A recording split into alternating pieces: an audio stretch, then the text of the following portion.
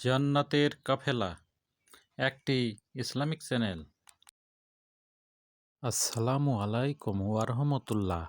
সম্মানিত দিনদার ভাই বোন বন্ধুরা, আজকে আল্লাহ তাআলার ৯৯টি সুন্দর গুণবাচক নামের মধ্যে একটি নাম আল কাইয়ুম। এই নামটির ফজিলত এবং এর অর্থ নিয়ে আলোচনা করব। আল্লাহ তাআলার ৯৯টি সুন্দর গুণবাচক নাম রয়েছে। এই নামগুলি পাঠে অনেক উপকার, অনেক ফজিলত লাভ করা যায়। ইহলৌকিক জীবনে এবং পরলৌকিক জীবনে অনেক মঙ্গল সাধিত হয়। কাজেই এই নামগুলি আমাদের প্রত্যেকেরই পাঠ করা উচিত। তো বন্ধুরা, আজকে যে নামটি নিয়ে আলোচনা করব, এই নামটি হলো আল কাইয়ুম। আল্লাহ তাআলার আল কাইয়ুম এই নামটির অর্থ হলো সব কিছুর স্থায়িত্ব দানকারী। আল্লাহ তাআলা সকল জীবের ধারণকারী, সবার ভারসাম্য রক্ষাকারী। এই জন্য আল্লাহ তাআলাকে বলা হয় আল কাইয়ুম। আল কাইয়ুম এই নামটির ফজিলত এবং আমল বলা হয়েছে, যে ব্যক্তি সকালবেলা অধিক পরিমাণে আল কাইয়ুম পাঠ করবে, আল্লাহর ইচ্ছায় সমস্ত লোক তার অনুগত হবে, সমস্ত লোক তার বাধ্যগত হবে, তার কথা মতো চলবে এবং তাকে সম্মান জানাবে। এর পরের ফজিলতে বলা হয়েছে, প্রত্যহ ৩০০ বার আল্লাহ তাআলার এই নামটি আল কাইয়ুম পাঠ করলে তার অন্তর সন্তুষ্ট থাকবে। সকল কাজে সকল সময় তার অন্তর সন্তুষ্ট থাকবে।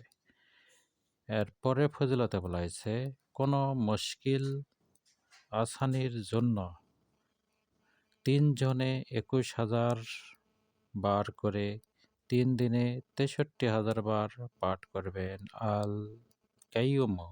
আল্লাহ তাআলার এই নামটি এভাবে পাঠ করলে সকল মুশকিল আসান হয়ে যায়, সকল মুশকিল, সকল বিপদ দূর হয়ে যায়। একাকী এই আমলটি করলে ৭,০০০ বার করে ৯ দিনে ৬৩,০০০ বার পাঠ করলে আল্লাহ চাহে তা সফল হবে। আল্লাহর রহমতে কঠিন বিপদও দূরীভূত হয়ে যাবে। এর পরের ফজিলতে বলা হয়েছে, দৈনিক ১৮০ বার পাঠ করলে আল্লাহ তাআলার এই নামটি আল কাইয়ুম ১৮৭ বার পাঠ করলে অধিক নিদ্রা দূর হয় এবং সুনিদ্রা হয়, অর্থাৎ ঘুম ভালো হয়।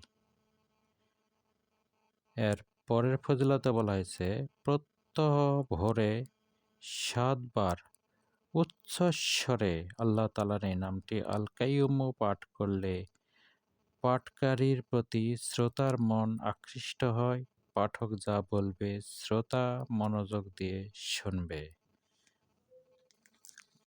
কেউ যদি সব সময় আল কাইয়ুম আল্লাহ তাআলার এই নামটি পাঠ করতে থাকে, তাহলে জনসাধারণের মধ্যে তার মান সম্মান বৃদ্ধিপ্রাপ্ত হয়।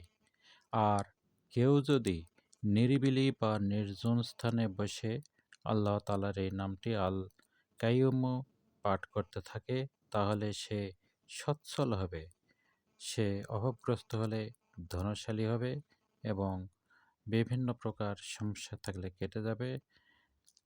এর পরের ফজিলতে বলা হয়েছে, ফজর নামাজ পড়ার পর সূর্যোদয় পর্যন্ত ইয়া হাইয়ু ইয়া কাইয়ুম ওজিফা পাঠ করতে থাকলে শরীর ও মনে নতুন উদ্যম সৃষ্টি হয়।